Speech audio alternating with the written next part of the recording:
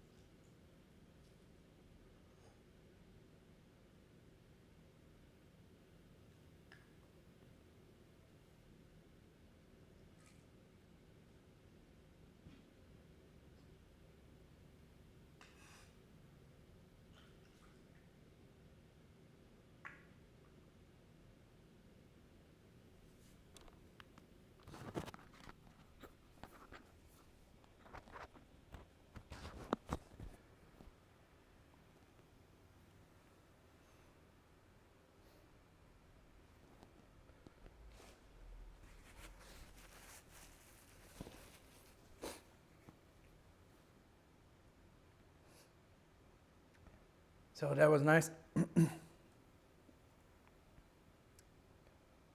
Very beautiful to be able to drink tea with people even though we're not together physically and are separated by actually a lot of distance in the world.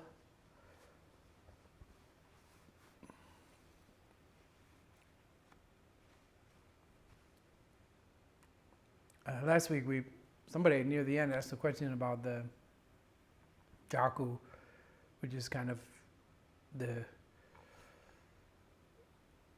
at least for the purpose of teaching, in the discussion of tea, we could regard it as the aim of a tea ceremony. Though really, tea ceremony is a waste of time. It doesn't have an aim. It's a purposeless activity. But for the purpose of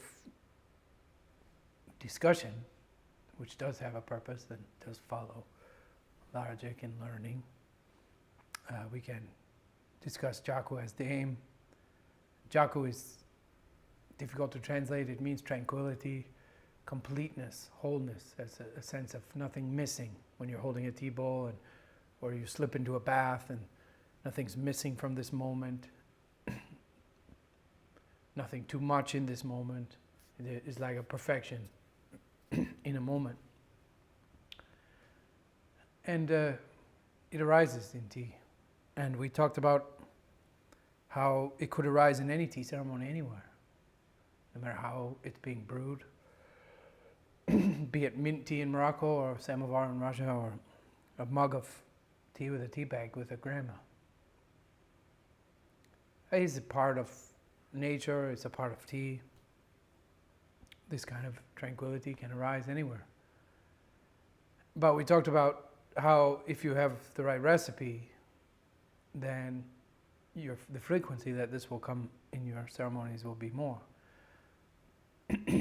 Somebody who just randomly bakes a loaf of bread and somebody who has a family recipe, the one who randomly bakes certainly could make a really incredible loaf that's better than one of the loaves of the baker who has the recipe, but over time the baker will make more good bread consistently. So with method, more loaves come, more bread comes. But this method and approach is a very difficult thing to learn. It's a very difficult thing to teach. Because I don't want you to copy me. I'm not interested in making copies of me. I think one Buddha in the world is already too much Buddha. There should be a cut in Buddha, I think. So copy is not the aim, and yet neither is willy-nilly, however you like it. Certainly if your relationship to tea is one of beverage or hobby, then absolutely the answer to how to brew tea is however you like it. Absolutely, and there's also absolutely nothing wrong with that. That's the answer to that. And no matter how you brew tea, if you invite me over for tea, I will approach your tea table with no judgment and do my very best to enjoy that tea and to honor the hospitality that you're showing to me. Be it a mug or so no pretension. Some of the best tea sessions in my life were had without any knowledge or skill or expertise in tea, and yet that Jaakko arose. I once shared tea with this other monk, and we couldn't communicate. We were both on retreat, and we couldn't really talk to each other. But we shared tea once a day, and he didn't really know anything about tea, and all we had in this hermitage in the mountains was this one cracked bowl and literally a Hello Kitty teapot. And he made tea every day, and it was very simple tea in this Hello Kitty teapot, and then we shared it between us in this cracked bowl. That fortunately didn't leak, but it was very cracked and beat up. And some of those sessions were transcendental. And amazingly, this is kind of foo-foo, but somehow even like mundane things started to be communicated through those tea sessions, right? Like I think a week into the retreat, I realized in one of those sessions that he was unhappy with the place I was hanging my laundry. It just like really dawned on me. It's the only example that I remember. So there's a need for that which cannot be taught. Tea really is not something you can learn in a book or on a video or from a teacher. It's something inside of you. It's a heart. It's a way of looking, and then the method is a way of expressing that heart. And yet, method is relevant. It's not irrelevant. If you are approaching tea just as a hobby, then the answer to how to brew it is however you like it. But however you like it is not really a way. If I ask you what's the way to get to San Francisco, you can't say however you like it. Ultimately, however you like it is an answer. It's true. I could go around the world. I could go around 7 times. I could wiggle and go to 80,000 different places on my way to San Francisco, and maybe that would be the best trip for me. But that's not a way to get to San Francisco. And there's no need for if you're gonna sail in that way, if you're gonna sail without any compass, without any maps or charts, you're just gonna let it be whatever it is, then you don't need any teaching, you don't need any method, there's just be free. But if you are trying to get to San Francisco, then you want to have a fellow traveler maybe who has been there and knows the way and can tell you in detail how to get to San Francisco.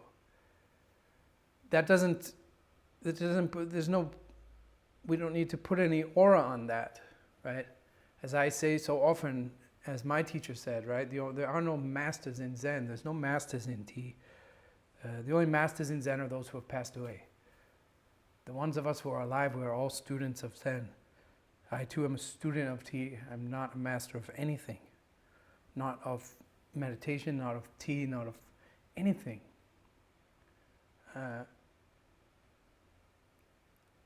But I know the way to San Francisco.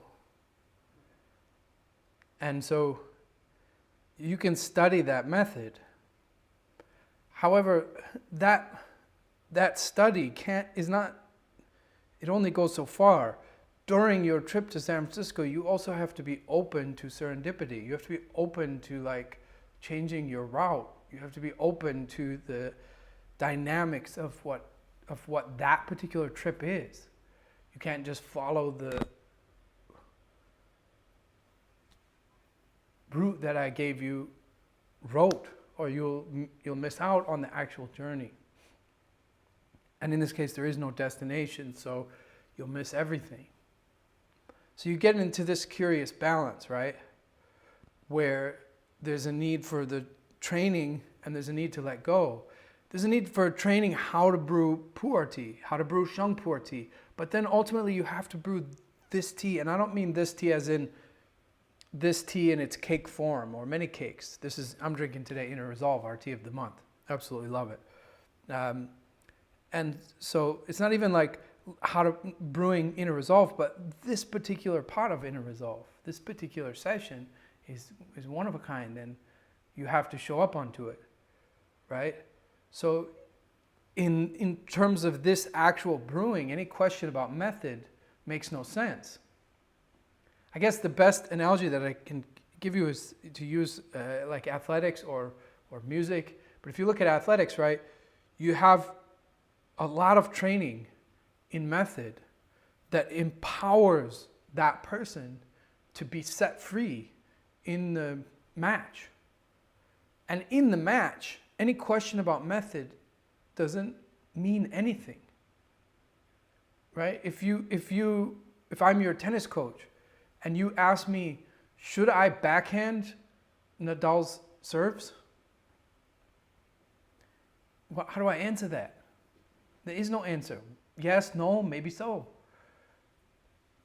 You can't ask a method about how to be in the match. Because being in the match successfully is going to be about being free of method, being free of form, and ready to adapt to what the moment requires. However, doing it with a trained body, right? Music is another thing. Like somebody trains in music and then they get on stage and they perform and they let it free. They let it go. That's not the same. Sometimes beginners, we say, yeah, man, they let it go. And we want to just jump right to the let it go. But the let it go, their let it go is not the same as our let it go, because their let it go is an empowered let it go because they went through lots of training. Right? So like maybe last example, martial arts, right? You train in martial arts, you train. Then you want to defend somebody and you're in a situation, you can't start doing forms. You're going to have to be free and open to this moment. But it's not as if that training was useless. You're now empowered. So there's something powerful when you take somebody trained and then set them free. When their body, mind, and spirit has been trained to be free. So this is the difficult dynamic, because on the one hand we need the training, we need the method, we need the discipline. On the other hand, we need to abandon it. And we get to a place where in this particular session, as we drink tea, there's absolutely nothing I can teach you. You have to be it, know it. It has to be in your heart. It's not something you can copy. And even after you copy it for years, decades, you eventually have to break and abandon it. In tea, there are these 3 stages, right? Copy, break, abandon. Just like the musician has to go to school and copy, and then they have to start breaking the rules, and then they have to abandon them and be free when they're on stage. They can't be thinking about that stuff. It'll get in the way. And yet, we in the West, myself included, we always want to scoop the freedom without the form. We want the hack. We want to read books about how to hack the system so we don't have to go through the training and we can get to the juicy free bit without the need for any of the hoopla. No discipline, so we have words for this, life hacks, right? We'll hack the thousands of years of spiritual practice. Who needs decades of meditation? You can just get this app and it'll revolutionize your brain functions or something. We want to get to the freedom without the form, but in my experience, it just doesn't work that way.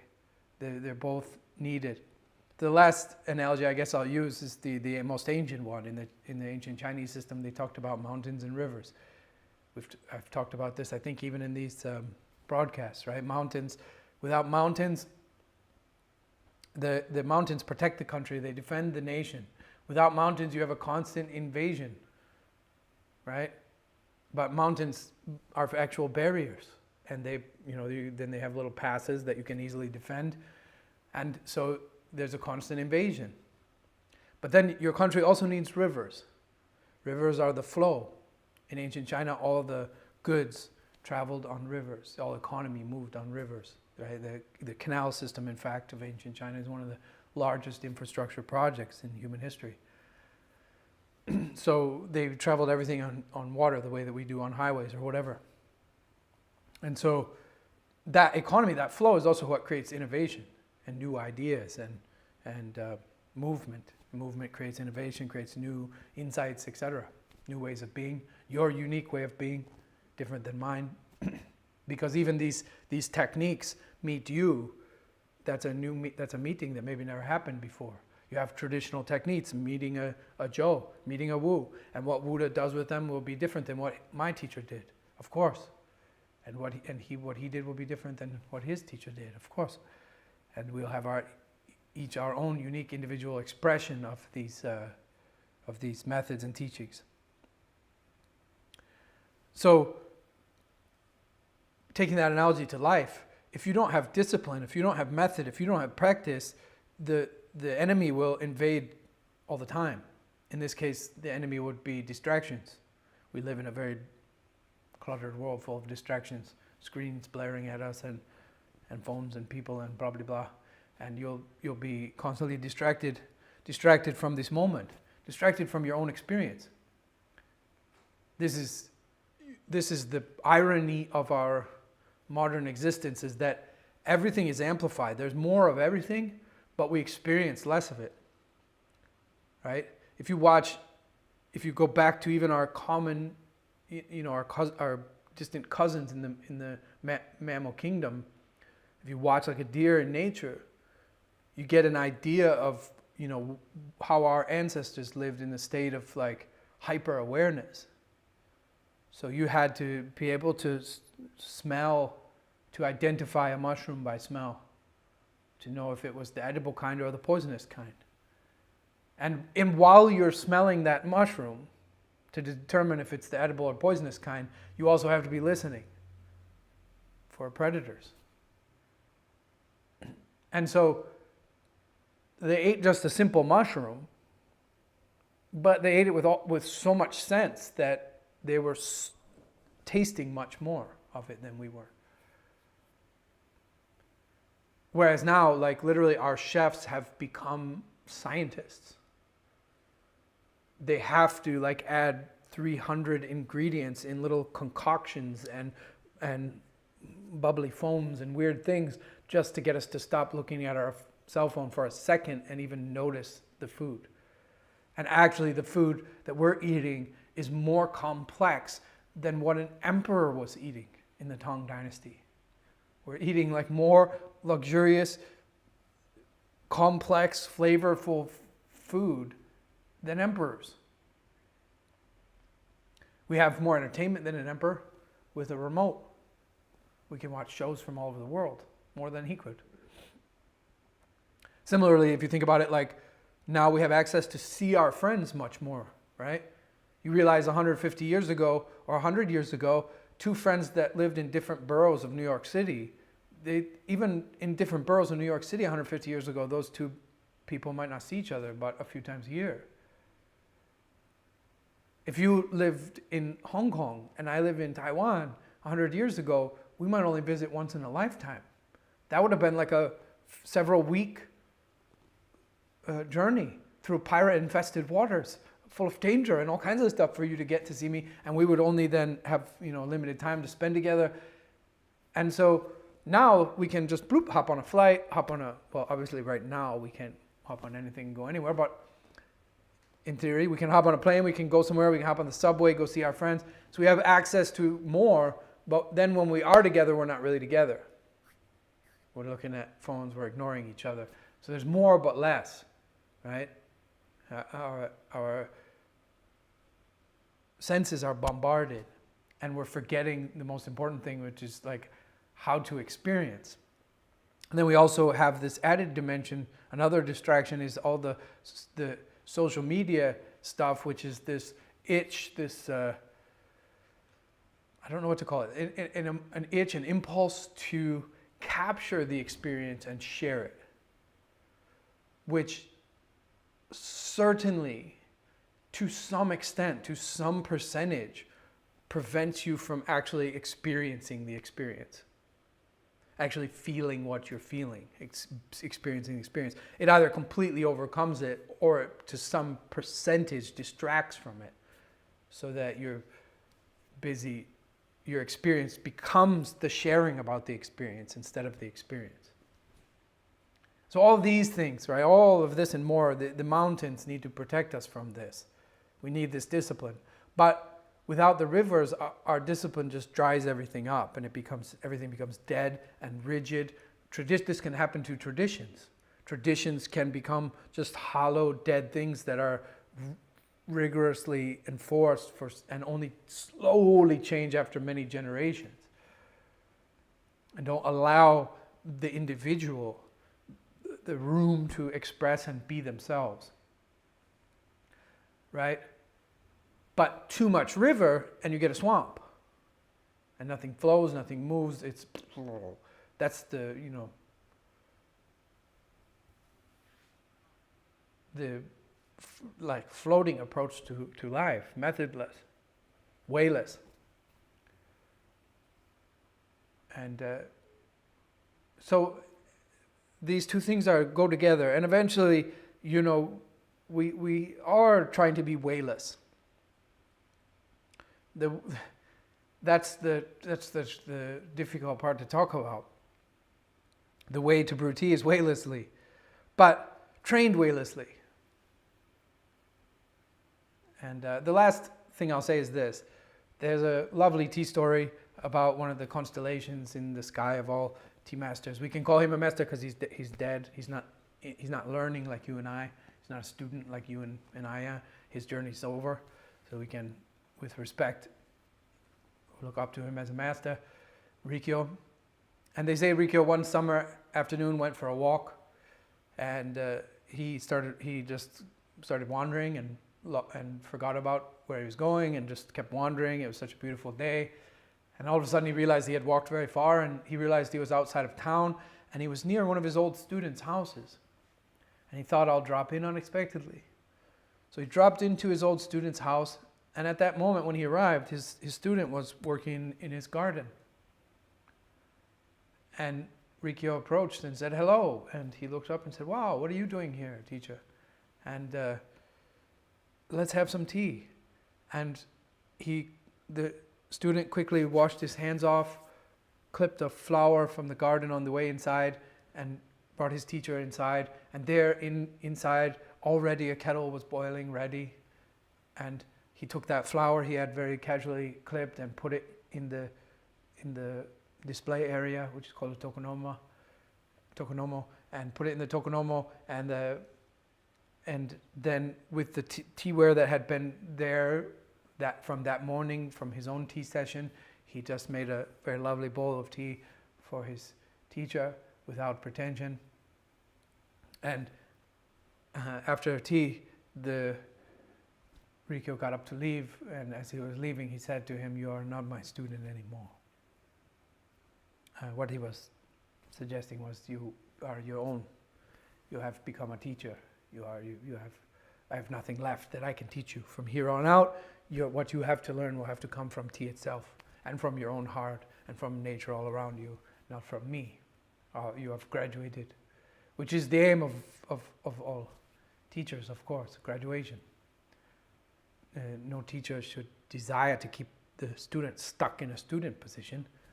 If your second grade teacher kept you in second grade until now, that wouldn't be a very good second grade teacher. So my aim also is to get you to that place where you don't need me. My purpose in teaching is to empower you, not to empower me. I want to be disempowered. So this story highlights, you could see a big part of it if you unpack it. There's a lot to unpack, but briefly, if you unpack it, the student's very confident. He's prepared, right? He's free. He's open. He uses what's at hand. He doesn't need to scramble. There's no mistakes, even though it's unexpected. So there's a complete freedom and a casualness and a soft air and a adaptation to the situation. This is a situation of an unexpected guest, and yet, there's the tea. That happens in our center too. Bloop, unexpected guest. Bloop, there's the tea, right? You have to do that. But at the same time, like, what got that student to that place where they could just say to the teacher, yeah, come inside, and oh, nice to see you, come inside, and there everything's ready, and grab the things at hand. No need to go, there's no time or ability to go get something else. Just grab that stuff and make such a bowl that it would impress the teacher. So what got them there ultimately is of course training, practice, lots of practice. hopefully that helps to discuss the dynamic of these things, and it's difficult to talk about these things, of course, but I hope that helps. Any questions? So, a question from last time that we could not get to is Heidi is asking, I would love your reflection on surrender versus perseverance, especially during these uncertain times. So somebody last time asked about the surrender versus perseverance, especially in these troubled times during this pandemic. I think the biggest insight I can offer in terms of that question is to open the back door on that question itself and ask another question, which is why are these two things versus to you? Why, in other words, is it that I either completely surrender and become a floppy bit of goo, or I get really hard and persevere? I think all we've talked about today is an answer to that question, that these things are balanced and they're certainly not mutually exclusive. You can surrender to and not flood the arena of the Tao, as we spoke about last week. Allow it its space. Allow the holy in nature to have wild spaces. If we did that, this would be a much more healthy world in terms of the environment. Right? We're not going to solve environmental problems with technology, because our technology will never meet the complexity and power and flow of nature herself. All we need is to respect her and give her space. Leave more wild spaces. And then you can have the human realm. And we focus on our efforts there, but leave the wild to the wild. And so it's the same thing in one's heart, mind, and in one's life. You can leave what's the Tao's arena to the Tao and surrender to the mystery. And then you can also persevere, even on a daily basis, literally doing your practice, focusing on the moment, focusing on what you're doing at hand, and continue to make progress. Progress is made very slowly like that, like growing hair or whatever. It's very gradual and slow. You focus on small things and they become great things. So these things are not mutually exclusive. They actually are,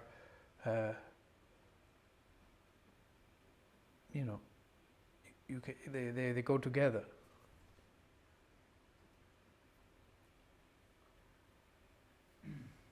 Question from the app.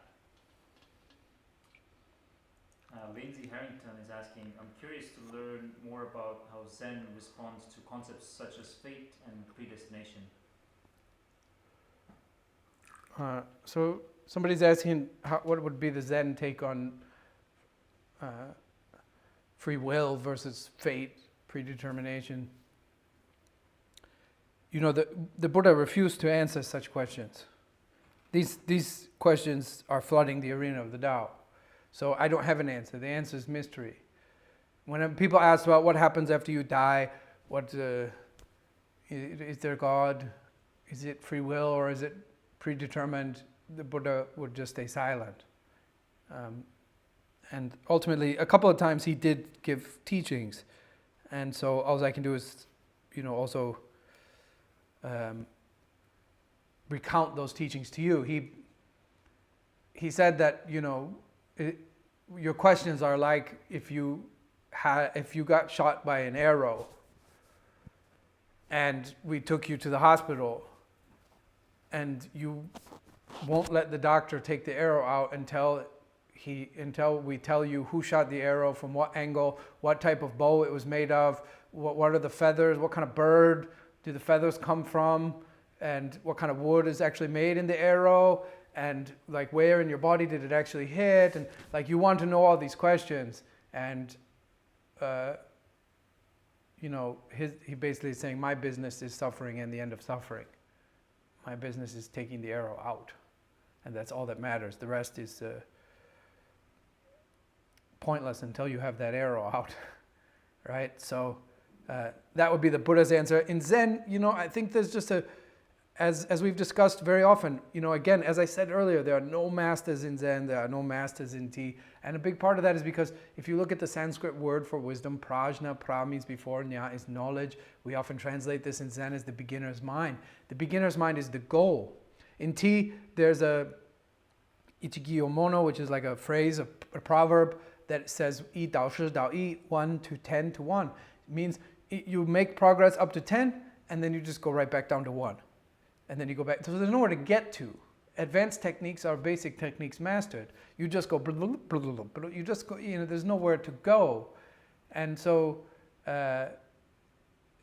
there's this beginner's mind, this mind that says, I don't know, is also a part of it is about, a part of Zen is about adjusting your relationship to mystery. There's a lot of ways to relate to mystery.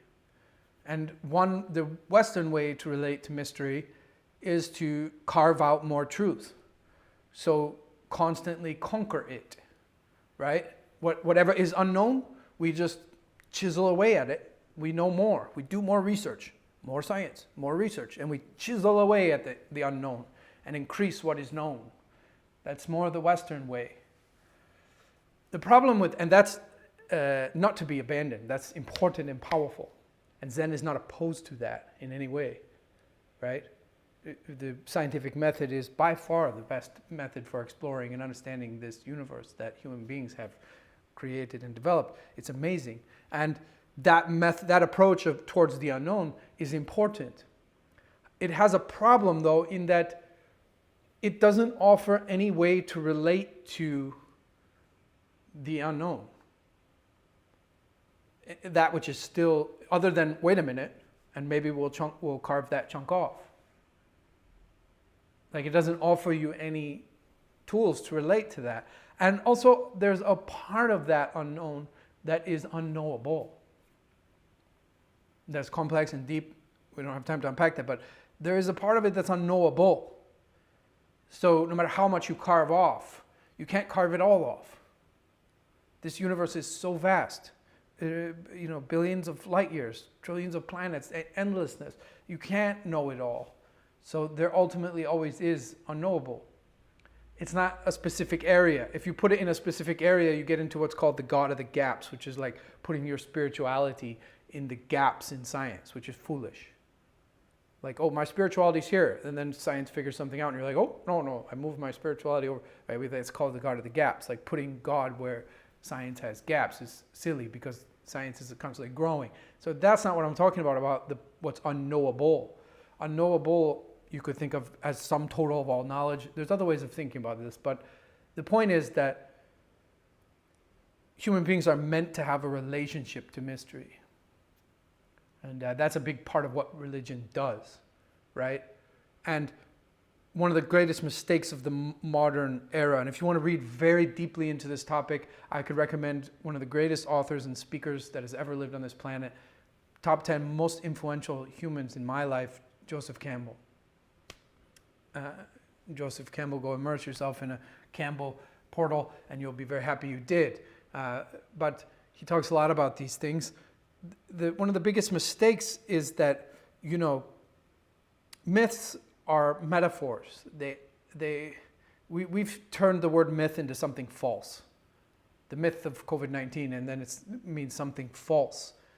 Because we have, one function of myths was to explain phenomena that could not be explained at the time. People didn't know why it rained, so they had a myth about a god crying, for example, or something, right? And to explain that. And now we have the scientific method, which is a better way at explaining things.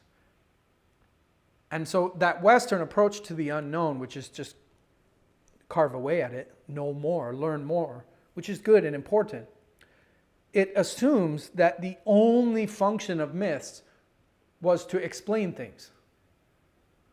And it doesn't do it as good as the way we've got, so therefore throw them all away. Right?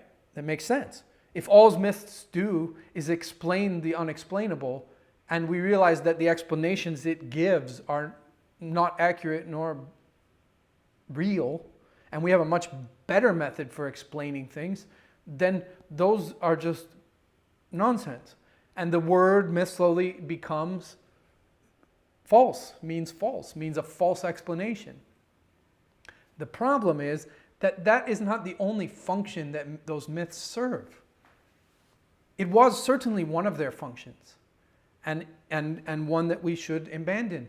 But they served other functions. For example, the topic we're discussing, which is that myths were a way of relating to mystery.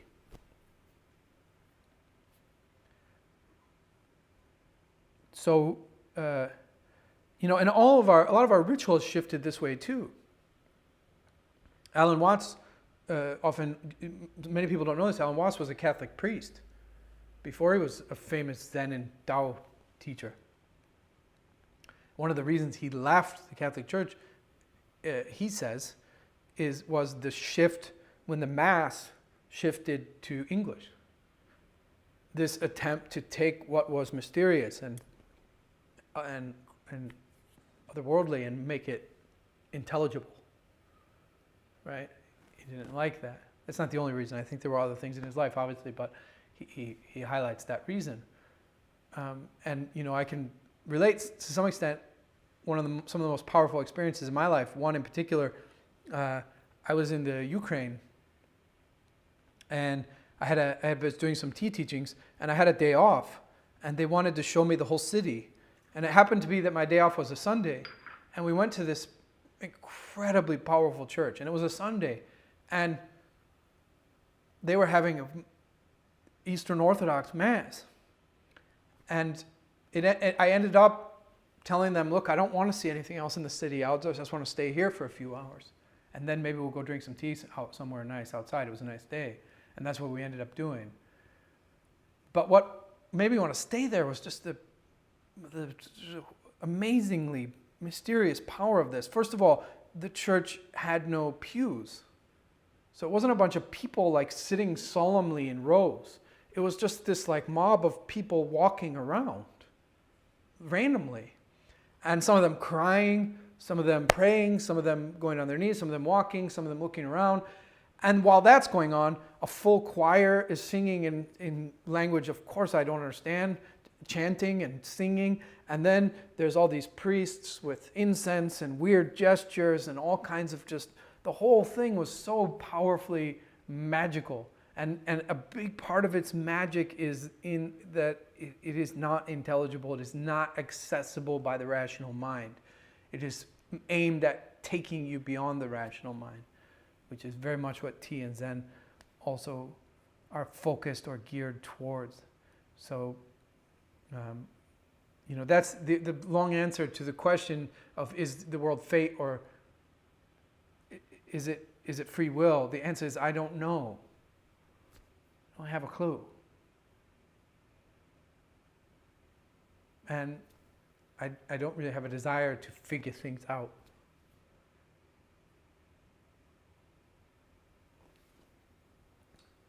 Question from the comments.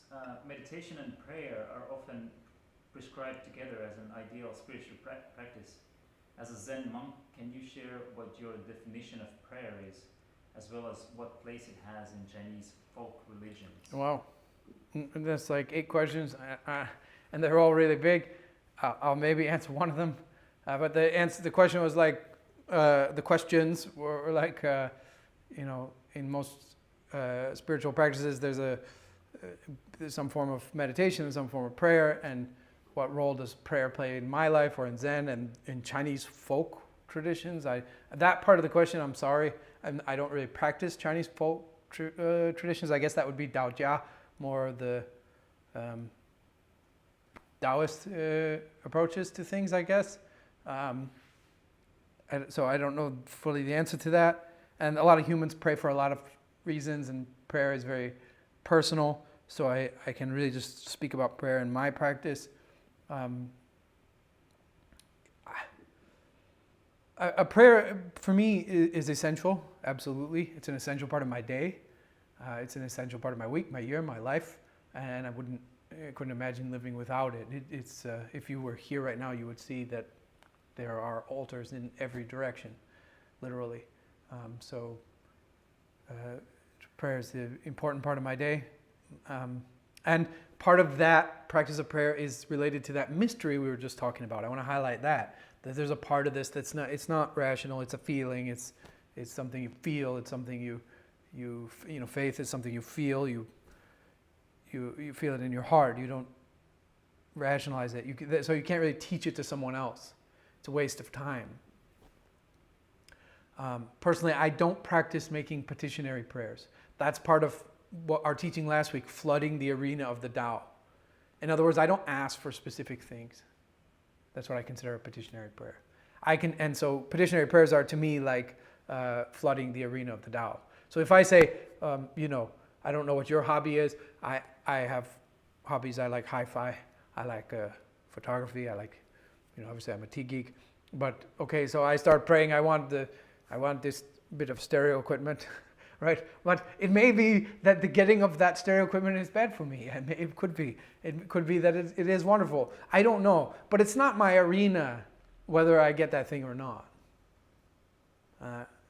And that's just a material thing. So it's maybe not the best example because I could just work and maybe save some money and get that thing. But, take that on a bigger level, like, I hope I get that job. You're really flooding the arena of the Tao. Because, again, we talked about this last week when we talked about that, sometimes a so-called failure, like I don't get the job that I want so badly that my whole life is bent on it and I have to have this job and it just fulfill me. It's everything I've ever dreamed of. And then I don't get it. And as a result, I move to New York and I meet my future wife and I meet my Zen teacher and start getting interested in Zen and TM. And 10 years later, all the things in my life, my wife, my practice, I couldn't imagine living without them. My dog, my apartment in New York, everything, none of that would have happened if I would have gotten that job, do you see? So praying for that job is like trying to be God. You can't, you'll mess it up. I read a study once where they said most people who win the lottery regret it later. They regret it. They lose the money, they get divorced, it causes problems. This great thing that, so what's good and what's bad is the arena of the Tao. And so I don't make petitionary prayers. I'm not praying for things. And because I'm not making petitionary prayers, it also doesn't matter. I pray primarily to Guan Yin. Some other saints and aspects as well. But primarily I pray to Guan Yin. And so to me, the question of whether or not Guan Yin exists is moot. I don't care. I'm not saying that I even lean towards the fact that she doesn't exist. If anything, I lean towards that she does. But I'm not certain. And I don't care. Because I'm not praying to get something back. I'm praying to relate to mystery. I'm praying for its own sake and what it does to my heart. It creates humbleness, it creates receptivity, it creates open-mindedness. It opens me up, and the more open, the more I notice, the more I see, the more I learn. And I very much want to learn, and I very much need to learn because I'm broken. And I need to learn all the ways to fix and heal and be the man that I would like to be, which I very much am not. And so I need some help also. I need some grace. I just need help. I need assistance. I can't do this on my own. Yeah? I really like Russell Brand wrote a book where he reinterpreted in a silly, whimsical, modern way the 12 steps of Alcoholics Anonymous and Narcotics Anonymous and those other things. And he made the first 3 steps basically, are you a little bit fucked? That's what he said. Are you a little bit fucked? In other words, is there something off in your life? Are you a little bit fucked? And could you be unfucked? Could that thing be resolved? And then number 3, are you going to unfuck yourself? And for me, the answer is yes, I'm fucked. And yes, I could be unfucked. And no, I'm not going to be able to do it on my own. And so I need influence. And that influence doesn't need to be supernatural. It might be in the form of a friendship with one of you that changes my life. That might be the influencing factor. Or a teacher, or tea, or a book, or anything that can come. But those things won't come if I'm not open to receive them. And the act of praying opens me up. It opens my mind to new possibilities, to new ways of being. So, and also I pray for compassion. I pray for the healing and liberation of all beings. But whether or not Guanyin exists or not, I don't know. I lean towards yes, but that's just faith. It's not, there's no evidence but I don't mind either way. Even if, there's an old Taoist saying, the man of the Tao knows that statue is just wood or stone, and yet he prays all the same. So praying is done because it's healthy. It's like going out for a run. You don't have to have a destination. You run because it's healthy to run. And that's my experience. Prayer is healthy for me. It might not be for you, but it is for me, extremely healthy. And so I do it for its own sake. And, also in Buddhism, there is a complicated philosophy with regards to the emptiness of the self. So technically, even if Guanyin was literally sitting right here in the room, she herself would both agree and disagree with the fact that she exists. So it isn't important to me though. I do realize that the statue of Guanyin that I'm praying to is just a statue. Another Zen saying is if it's winter and everybody's dying of cold and you don't burn, in China in the old days the statues were all made of wood. So they say if the monks are dying in the cold and you don't burn the statue of the Buddha, you don't understand the Buddha. So I understand the statue is just a statue, but there also is a huge aspect to this that is just pure, unadulterated mystery. And I'm not trying to figure that out. I don't think the rational, logical mind is the tool to pray. Because if you're intelligent and read some science and some research, there's no evidence that prayer does anything. And so from that perspective, it's a foolish endeavor. It's purposeless, really. It doesn't make sense on that level. But it does make sense on this level. Yeah? Just like from a scientific perspective, your relationship to your beloved is just a bunch of biochemistry and hormones and a desire to reproduce. But that is obviously a grossly reductionistic approach to human love affairs, especially when you add dimensions of homosexuality, transgenders, the fluidity of gender, which is certainly real. And from that perspective, you could write an argument that stuff is aberrant or unnatural, but it's not, obviously. And the liberation of that is something I'm very proud of in terms of our human suffrage and opening up of our minds. So human love is actually something, there's a dimension to it beyond just the hormones in the body and the desire to reproduce. There's a dimension that is illogical and must remain so. Mysterious and beautiful.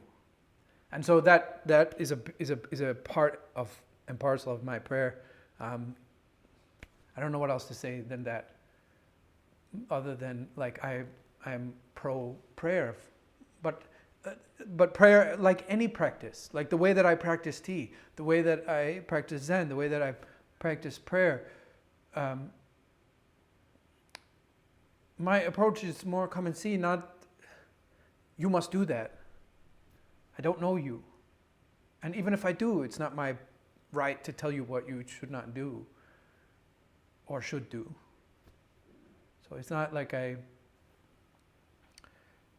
I can suspect that the part of me that is fulfilled by prayer maybe exists in all people, and we have a need for that. There's certainly an argument to be made that human beings in general, throughout all of history, have some kind of psychological need for it. But I can't verify that, and it's not my job or my role or my desire to make people pray any more than it is to make people routine a certain way. It's not, it's just silly. I'm not in any position to be an authority figure. That's the arena of the Tao. What I have is some tools, some methods for learning and brewing tea and practicing Zen that have been effective for me. And you could copy them for a time, break them, and abandon them when you're trained. And then ultimately, those methods and you will have to find your own destiny. You have to find your own dance. Last question from the comments. Could you recommend a place to start if I want to begin studying Zen and Tao? I have had lots of time to myself lately, and I feel like I spend it too much of it self-destructively. There's a lot of questions in that question. Also, somebody saying they want how to know to where to start to learn Zen and tea or Tao, and then recently with all this quarantine, they've had a lot of time alone, and they've been using that time self-destructively. That second part is, I don't know the details of that because that's personal. But in a semi-humorous way, the Zen answer to that is stop it. There was this, I think it was Saturday Night Live, I don't remember. It was one of those kinds of comedy shows. It might have been a different one. There was a lot of them back in the 80s.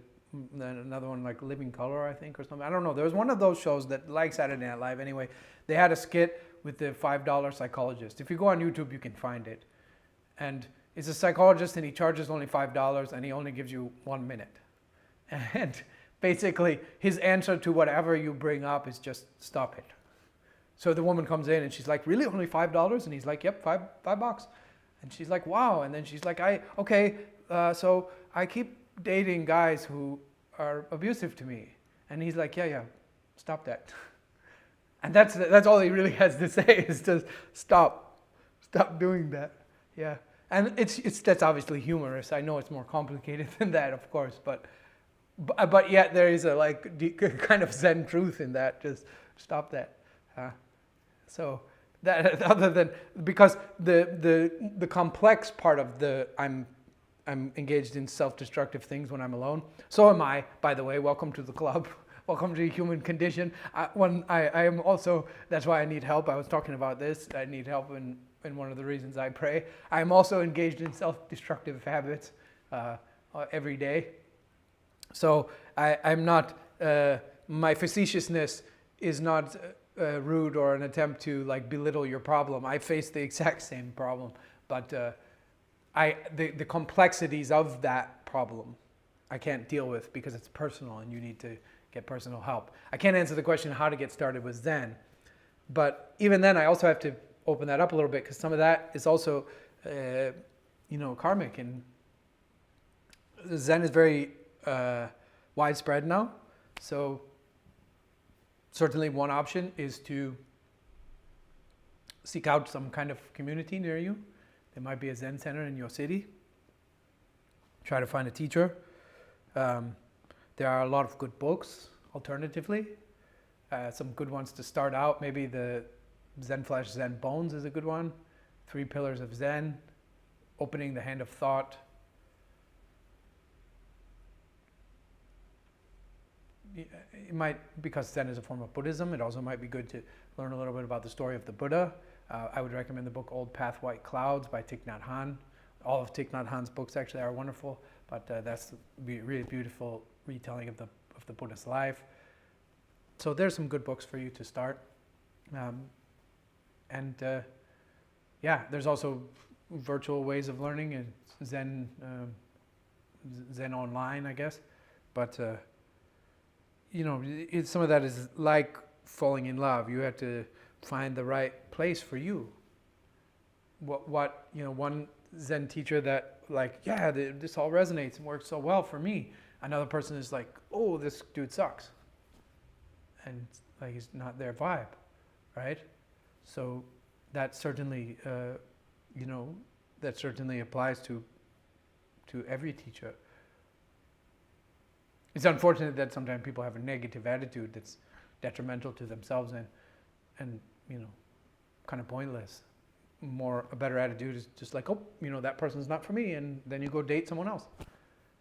And when you're in that stage of like dating and shopping around, you find there's no need to, like, you go on a date, it's very casual, and you realize, no, this person's probably not for me. There's no reason to have any negativity or judgment, because that person who's not for you might be very much for the next person.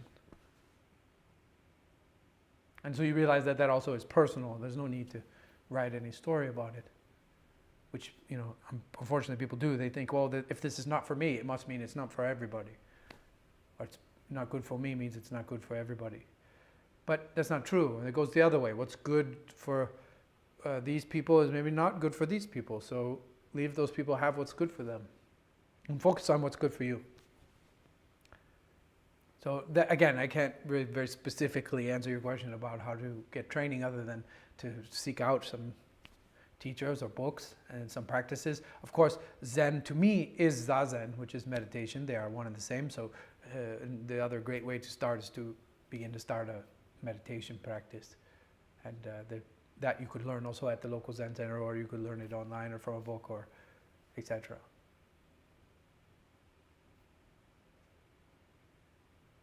And to stop the self-destructive activities. If you promise to work hard to stop your self-destructive activities, I will promise to work hard to stop mine. Until our next meeting, I will more sincerely make an effort to not pursue self-destructive activities or minds, or engage in those minds. I like this vow. We can make it together, you and I. Okay, I'm getting the signal. It means our time is up. Thank you guys so much. It's really wonderful to spend time together like this. I would love, though, to end with the same caveat that I've been ending all these broadcasts with, which is that to me, and I'm the one teaching here, so my intentions for teaching, I think, are relevant, because I'm the one doing the teaching. The intention behind the teaching from the one doing the teaching should be understood.